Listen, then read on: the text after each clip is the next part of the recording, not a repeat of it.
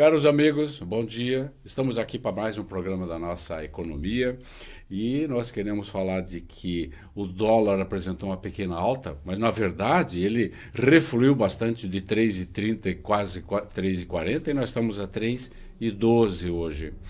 E, além disso, nós estamos com a bolsa com pequenas, modestas variações. E tudo isso mostra que o mercado está, digamos, tranquilo, mas vivendo uma grande expectativa. E por quê? Basicamente por causa de dois cenários. O cenário com Temer e o cenário sem o presidente e com um outro presidente, naturalmente, que nós talvez temos algumas surpresas aí. O jornal O Estadão diz que o custo social com Temer vai ser menor, mesmo com essa questão toda da impopularidade, das reformas necessárias, etc. Mas sem Temer, nós teremos o imprevisível e vamos ter, de qualquer forma, de qualquer jeito, um novato na presidência da República. Bom, e o que nós vamos fazer se esse novato quiser imprimir a sua marca na história e refazer o passado, etc., etc., uma história que nós estamos cansados de ver na política brasileira em todos os níveis. Os prefeitos fazem isso, os governadores e os presidentes da República. O que incomoda, então, os banqueiros, os investidores, os especuladores, e os empresários, naturalmente? O que incomoda esse pessoal? Porque, num caso de sem Temer e com um presidente que nós não sabemos o que virá por aí, nós teremos uma imprevisibilidade e nós seremos dominados novamente pela incerteza com retração do emprego e dos investimentos, etc., etc. E daí? Nós teremos o que no cenário econômico, que apesar da recuperação que apresenta, ainda é bastante frágil. Nós vamos hoje entrevistar um amigo nosso, um amigo de longa data, e nós temos o prazer de receber aqui o Dr. Silvio Orsato, mestre em Direito e doutorando em Engenharia e Gestão do Conhecimento, e é juiz de Direito aqui do Juizado Especial aqui de Lages. Então, Silvio, deixa eu lhe perguntar, minha primeira questão seria o seguinte: poderia estar ocorrendo uma pretensa judicialização da economia, isto é, decisões importantes da área econômica, tradicionalmente da área econômica, acabam indo por pressão partidária, etc., etc., para tribunais superiores, por exemplo, como o STF. Então, nós teríamos aqui uma situação engraçada, né? Todos se queixam da contaminação da economia pela política. Como os políticos estão todos em polvorosa em Brasília, né? Nós teríamos agora, digamos, por hipótese, uma contaminação judicial, isto é, vindo dos tribunais superiores.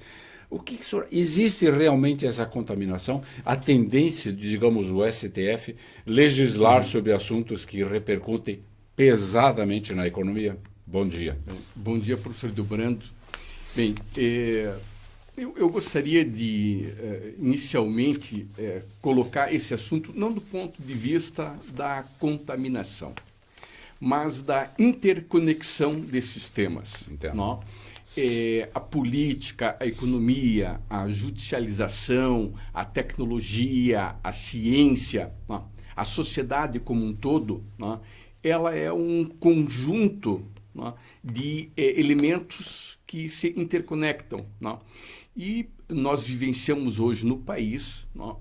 Uma crise. Não? Essa crise é uma crise que nós temos vivenciado ela periodicamente. Não? Porém, nós precisamos analisar que as crises são distintas. Em cada momento, não? Da história do Brasil, nós vivenciamos, não? Crises, mas essas crises têm elementos, têm componentes totalmente diversos. Então, a crise ela tem que ser encarada por nós como um processo de construção. Né?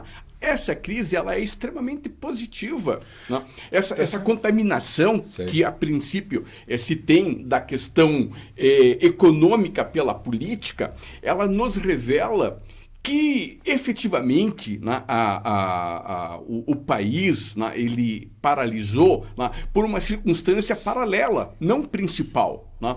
E a questão da judicialização, ela é um fator necessário, né, para que se possa adequar, né, os termos constitucionais, porque a Constituição é de 1988.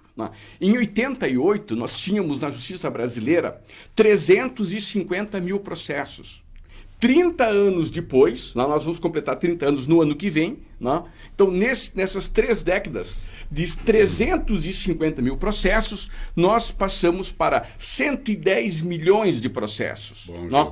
E nós podemos perceber, a sociedade pode perceber, que nem perto nós estamos ainda, ou seja, a justiça brasileira, né, a cultura brasileira, né, de resolver as nossas questões. Então, esse volume da judicialização, ele vai se ampliar de uma forma muito efetiva.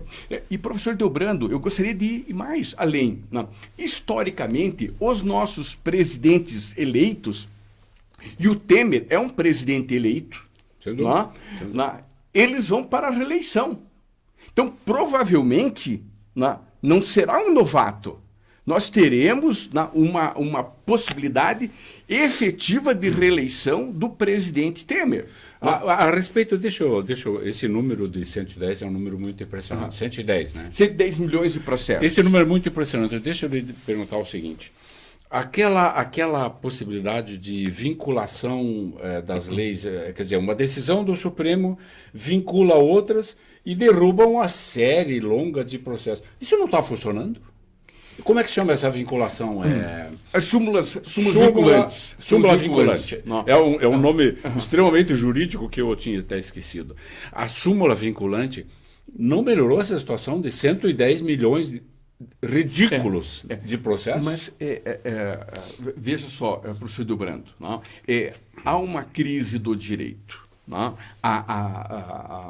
A dogmática jurídica, ela se impôs como um elemento estranho nas relações de um modo geral, pelo seu excesso de predomínio nas questões. Isso está alterando, isso gera um custo Brasil. Isso é a nossa tradição, digamos, não anglo-saxônica de querer prever tudo na lei, tudo, e a cada ano que passa nós precisamos de mais leis, as coisas ficam mais complexas, e nós vamos ter uma Constituição daqui a pouco com 500 páginas. Nós já temos 200 páginas, se não me engano. Um excesso de legislação em todo o país, nas câmaras municipais, nas assembleias legislativas, no Congresso Nacional. Isso é uma manifestação, isso é um efeito deste período, desta cultura que revela uma crise da ciência jurídica.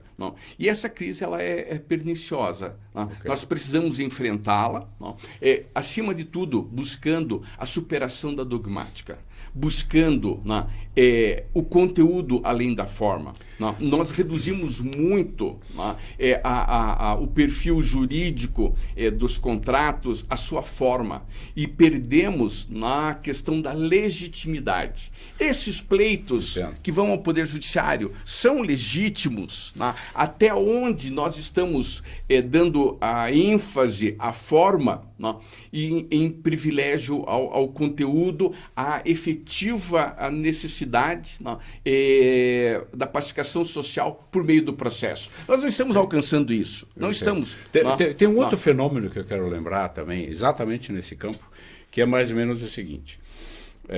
Nós temos aqui, digamos, no nosso microcosmo, nós temos a nossa junta trabalhista e o hábito, especialmente na nossa região, de que por qualquer coisa, ou até sem coisa, eles apresentam uma queixa trabalhista. Até, às vezes, absurda e injustificada. Não haveria, a nível federal, digamos, a qualquer decisão, a qualquer medida legislativa lá no Congresso, um dos partidos vai ao Supremo e contesta. Uma votação, uma decisão, ou qualquer coisa, um procedimento, às vezes até dentro da norma do Estatuto da Casa, é judicializado através dessa postura. Deixa eu lhe dar um exemplo prático. O presidente Trump americano já cometeu absurdos, né? Cometeu várias coisas que, nos termos de outros presidentes, seria inimaginável. Muito bem, com tudo o que ele fez, até agora eu não li e não soube de partidos ou políticos insistindo no impeachment do presidente Trump. Já no Brasil, a qualquer coisa, a qualquer gravação, a qualquer coisa que desgaste um dos nossos 30 partidos, entra um pedido de impeachment. Isso não é uma manifestação também no macrocosmo, né, da mesma coisa do processo da junta, a falta de educação jurídica, nós temos lá no Congresso reproduzido da mesma forma. Professor Hildebrando, essa é uma questão extremamente importante, porque isso é uma manifestação que demonstra um equívoco no que representa o acesso à justiça. Há um princípio no direito constitucional brasileiro de que nenhuma lesão, nenhuma ameaça a direito poderá ser impedida que o Poder Judiciário aprecie essa questão. Então, nós sempre teremos o acesso à justiça, o acesso ao Poder Judiciário. Mas há um equívoco de interpretação. Okay. Pensa-se, em decorrência desta questão, que a única porta de acesso à justiça seja o processo judicial. E isso não é verdade. Nós temos outros procedimentos, a conciliação, a mediação, que são muito mais efetivos, mais baratos, menos caros para o país, não só no aspecto econômico, mas no aspecto sociológico também. Nós estamos fazendo uma analogia com a questão da saúde. Nós estamos indo buscar, no âmbito do Poder Judiciário, se formos colocarmos em paralelo com a questão dos hospitais, para qualquer doença, para uma dor de cabeça, estamos exigindo um exame de um especialista. E quantas vezes nós podemos resolver, quantas vezes essas pequenas mal-estar, eles desaparecem por si, ou com um simples remédio, uma simples medicação, ou às vezes até com um chá caseiro. Então, muitas soluções, ou seja, esse sistema de multiportas que deveria ser o nosso paradigma para que nós pudéssemos olhar a justiça, esses outros modelos de resolução de conflitos, a negociação, são muito mais efetivos. E aí, por isso que decorre toda essa questão do excesso de processo da justiça brasileira e até a judicialização da política. Nós estamos terceirizando. É muito mais fácil terceirizar os nossos problemas para o judiciário do que enfrentarmos esses problemas. Perfeito. Ocorre que haverá um determinado momento que isso vai saturar. Eu acho perfeito o raciocínio. Eu queria dizer também o seguinte, que ainda me parece que esse problema local de junta, né? Eu sempre lembro de uma pequena empresa aqui com 35 funcionários. A empresa terminou, não tinha mais atividade e tal, resolveram liquidar tudo. Todos foram indenizados corretamente, verificado no sindicato, com 2 advogados lado a lado. Fizeram uma semana depois, tínhamos 35 novos pedidos de indenização na junta. Essa situação me parece que é reproduzida a nível federal. Os nossos deputados agem da mesma forma quando eles vão atrás do Supremo, por exemplo, porque houve uma reunião e uma votação de que eles não gostaram. Né? O senhor falou a respeito de remédio. Esses tempos eu ouvi de uma pessoa, e era uma coisa bastante previsível, né? Você precisa desse remédio? Entre com o processo que você consegue. Gratuito. Essa é outra questão também que me parece que há uma falta de educação jurídica generalizada, né? E que transfere a decisão para um juiz. Então, desculpe, eu repeti a velha piada, né? Que o juiz também dá a receita médica, né? Não é? É uma piada. Mas de forma que isso demonstra, porque nós estamos hoje aqui na comarca de Lages com 1.300 processos buscando medicamentos, cirurgias, exames. A nível do Brasil, então, nós temos talvez milhões. Há uma distinção muito clara hoje do paciente tradicional do SUS com relação ao paciente judicializado. Nós estamos enfrentando essa questão com relação aos oncológicos, a questão da indústria farmacêutica hoje, em termos mundiais. A indústria farmacêutica, nos anos 80, ela dominava o mercado internacional e se colocava na 8ª posição. Okay. Atualmente, a indústria farmacêutica é o segundo maior mercado do mundo. Ultrapassou tecnologia, ultrapassou a indústria do petróleo, ultrapassou a indústria automobilística, e a tendência é com o desenvolvimento, com os novos conhecimentos. Nós temos cada vez mais a influência da biotecnologia dentro dessa área, produzindo e dando condições do homem viver 120, 130 anos. Okay. Já nasceu o homem que vai, a pessoa que vai viver 130 anos. Eu ainda mais ou menos nesse campo, eu queria lhe perguntar o seguinte, mudando um pouquinho o enfoque, essas decisões importantes e recentes do Supremo, por exemplo, seriam porque não acontecia isso no passado, né? Seria uma reinterpretação da Constituição? Ou não, porque assim, há 10 anos, por exemplo, nós não tínhamos a questão do Supremo dizendo, não, isso aqui é inconstitucional. Ou este princípio não é possível porque vai contra a Constituição. E agora nós temos. Melhor para nós, talvez, mas não é uma reinterpretação do seu.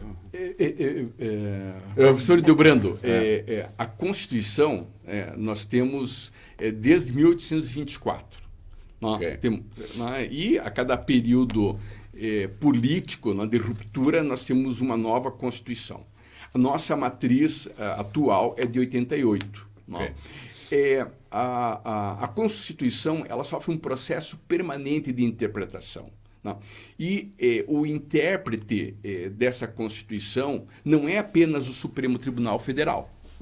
Ele é um dos intérpretes e ele é privilegiado nessa questão, pelo alcance da sua interpretação e porque ele dá a palavra final nessa questão. Claro. O que nós precisamos entender que a mudança que se faz presente hoje, ela diz respeito à complexidade da sociedade atual. Nós não tínhamos, nos anos 50, esta complexidade que temos hoje. Esses novos conhecimentos, as riquezas de um modo geral, a transição que nós estamos vivendo. Nós estamos vivendo num momento que o que nós temos hoje será passado, será obsoleto em muito pouco tempo.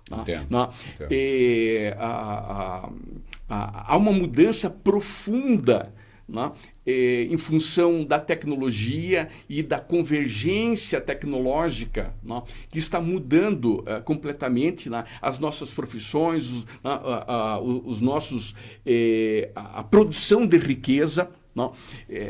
E o conhecimento hoje ele é fundamental. Eu entendo o seu pensamento, aliás, que eu acho muito, muito interessante, porque é uma maneira de olhar esse problema, digamos, essa questão, de um outro viés que eu não estava considerando. E eu posso explicar.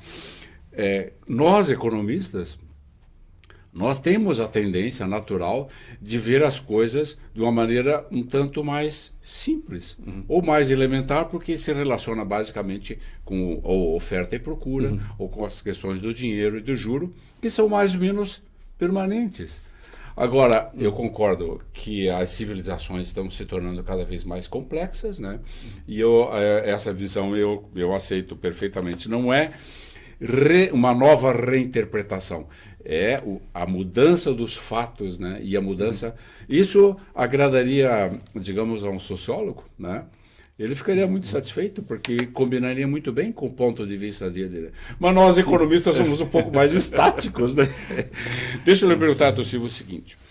Há uma acusação que periodicamente se ouve, né?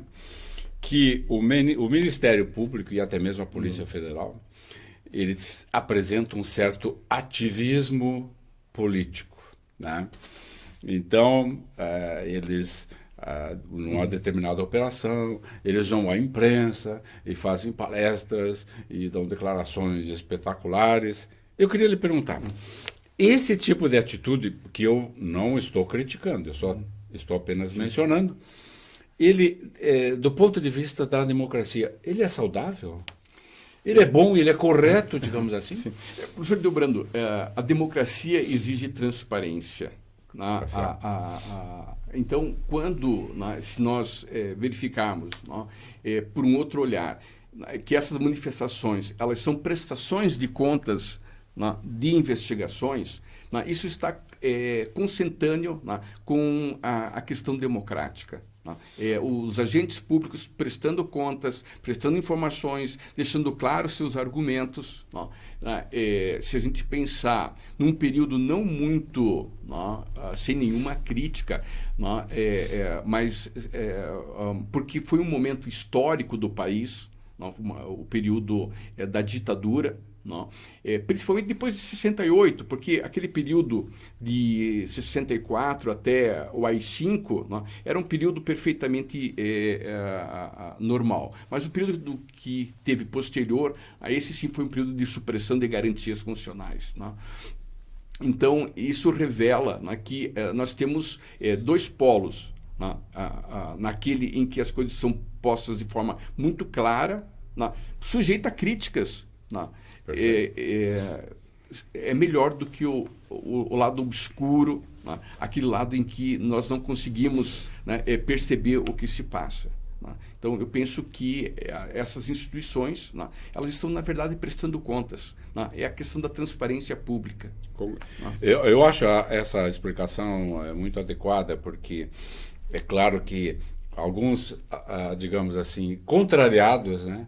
Interesses contrariados, alguns prejudicados, digamos, eles vão alegar que não cabe ao Ministério Público se manifestar dessa forma, né, espetaculosa, e até existe uma crítica, né, como é que é a atitude do PowerPoint lá do Ministério Público, mas eu também concordo que vai chegar a um certo ponto que essa necessidade de uma certa espetaculosidade vai desaparecer.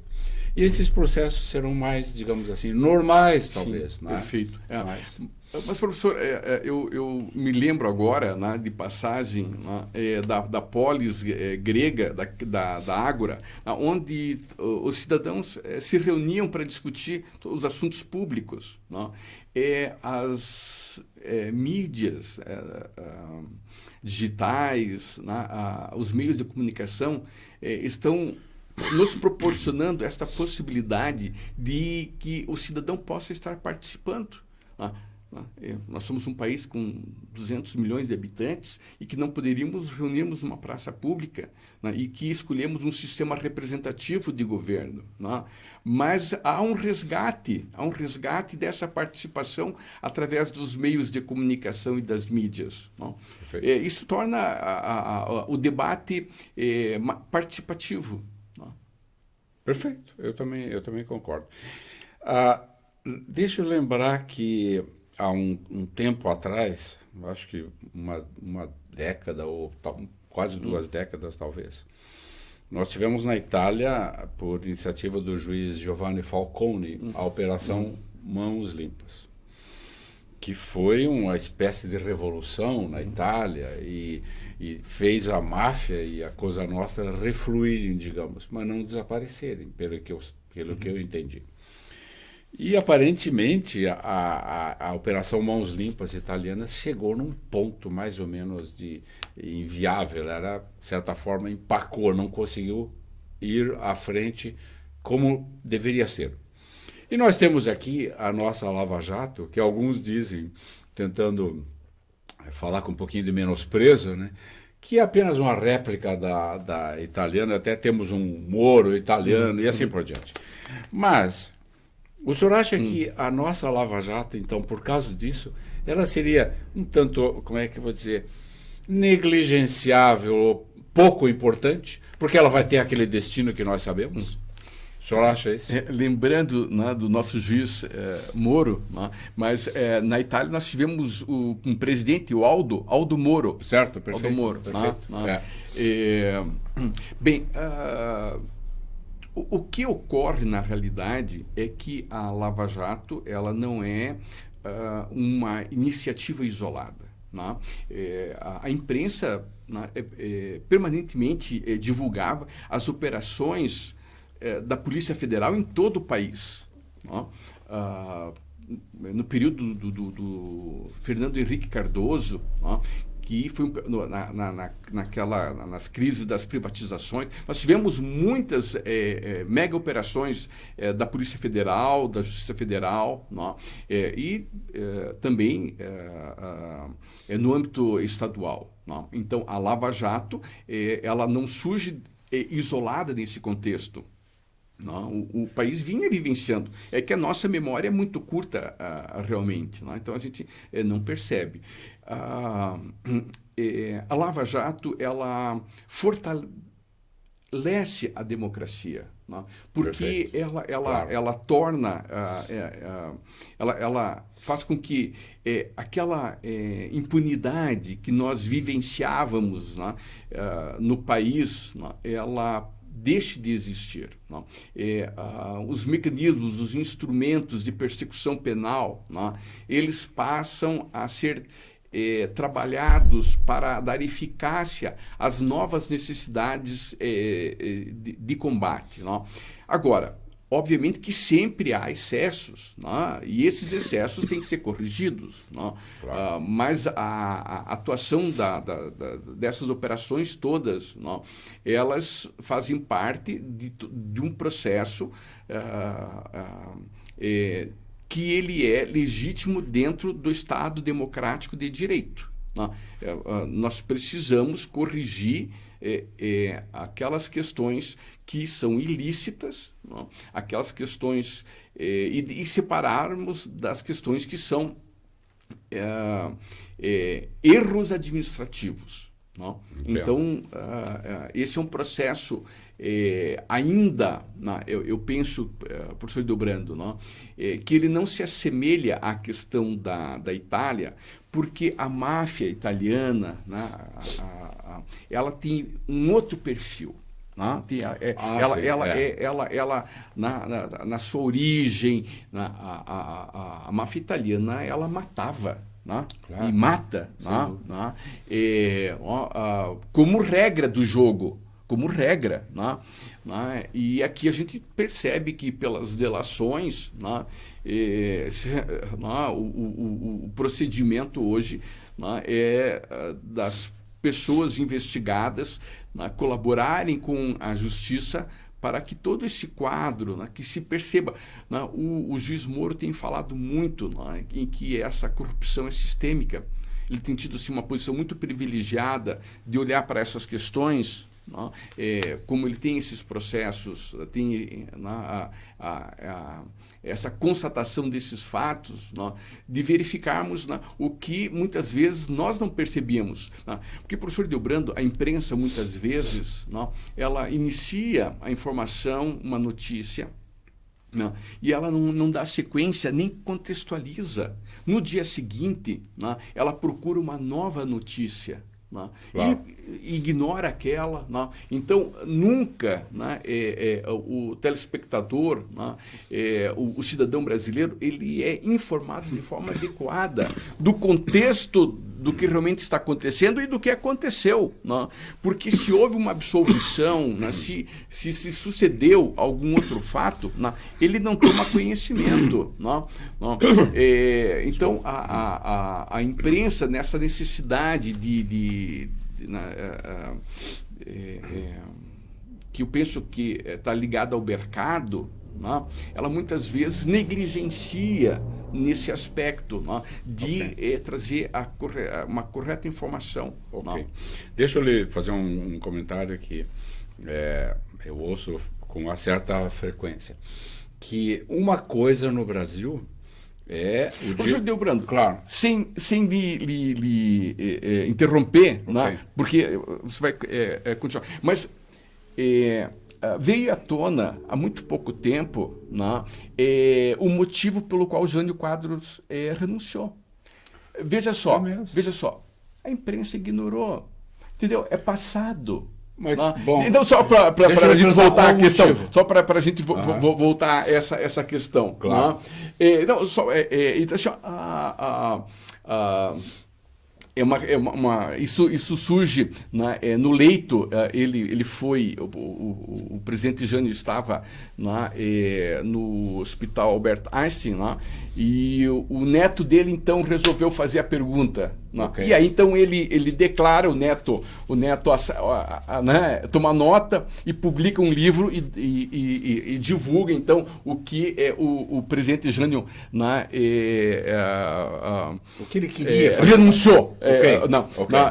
Os motivos da renúncia dele. Que eu penso que pode muito nos auxiliar, né, para que a gente consiga historicamente perceber, né, porque na sua introdução, né, ao programa, mencionava a questão, né, de uma nova liderança para o país, né, a questão de uma reforma político-eleitoral, né? Então, nós precisamos, se um país não quer repetir os seus erros, nós temos que estudar melhor a nossa história, para que a gente possa fazer, né, essas reformas, né, em cima da nossa história, né, e não muitas vezes, né, de manifestações de interesses eleitorais daquele momento, né, claro, para que solidifiquem, né, ou perpetuem, né, determinados políticos e partidos políticos. Né. Okay. Então essa é uma questão, mas pelo amor de Deus, me desculpe aí pela interrupção, mas é que esses elementos todos eles fazem parte, para que a gente não analise esses fenômenos de forma isolada, né, que justamente são fatores da nossa crise. Né. Essa análise, né, é disciplinar, né, quando a combinação desses conhecimentos pode nos ajudar de uma forma colaborativa, trazemos soluções melhores para os problemas atuais da sociedade. Perfeito. A respeito do Jânio, eu sempre acreditei, ou supus, que o Jânio tomou uma decisão mais ou menos no estilo dos velhos caudilhos, e já que ele não conseguia todo o poder que ele queria, ele renunciou para voltar nos braços do povo e se tornar um ditador amigável e adorado pelo povo. Mas o Jânio, como é? Jânio Neto, né? Tem outra informação? Na realidade, ele obteve do avô, né, uma informação, porque esses elementos, né, da história, né, eles muitas vezes estão muito além do próprio ator. Né? O presidente Jânio Quadros, ele enquadrava num perfil de políticos. Né? Vamos perceber similitudes em Collor de Mello. Né? Vamos perceber também, né, porque foram políticos que estavam acima das siglas partidárias. Foram políticos que qual era o discurso do Collor de Mello? Né? A questão do combate aos marajás. Né?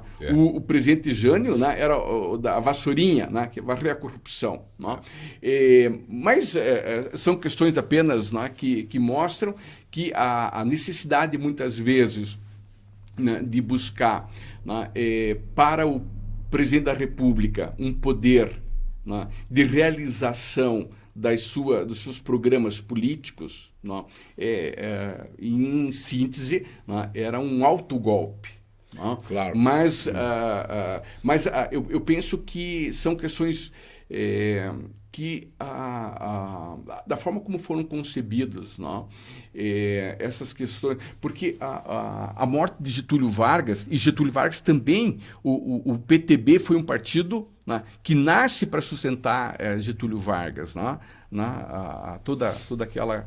Né, e também, né, de alguma forma, ele se coloca nesse perfil, né, do Jânio Quadros e do próprio Collor de Mello, né? E a morte, né, de Getúlio Vargas, né, ela foi uma forma, né, de demonstrar que toda aquela acusação de corrupção do governo dele, né, e de autoria daquele atentado contra o Carlos Lacerda, não era de responsabilidade dele, Jânio Quadros. Bom, a outra visão, né, com devido perdão dos getulistas, é que foi um ato pusilânime, né? Mas essa é uma discussão. Sim. Nós estamos encerrando o nosso tempo, Torcílio. Deixa eu lhe perguntar, como uma questão final. Nós poderíamos dizer que a separação que existe entre o direito e a justiça está finalmente se estreitando no Brasil? Ou, por exemplo, através de Lava Jato, das interpretações mais criteriosas da Constituição, de um certo protagonismo do Supremo, etc. Essa distinção, essa separação, ela está se reduzindo ou não? Não, sem dúvida alguma não. O direito ele tem uma função social de organização, de controle, né? Não é preocupação do direito à justiça. Isso não é uma manifestação, não é. Mas essa é uma frase surpreendente, Silva. Mas o nosso lema e está na Constituição, ordem e progresso, né? Claro. Que é o lema do positivismo. O direito ele vem para estabelecer regras para que a sociedade, né, ela possa ter a promoção da paz social, né? Agora, a persecução da justiça, ela diz respeito muito mais à questão econômica, a outros elementos, né, do que a própria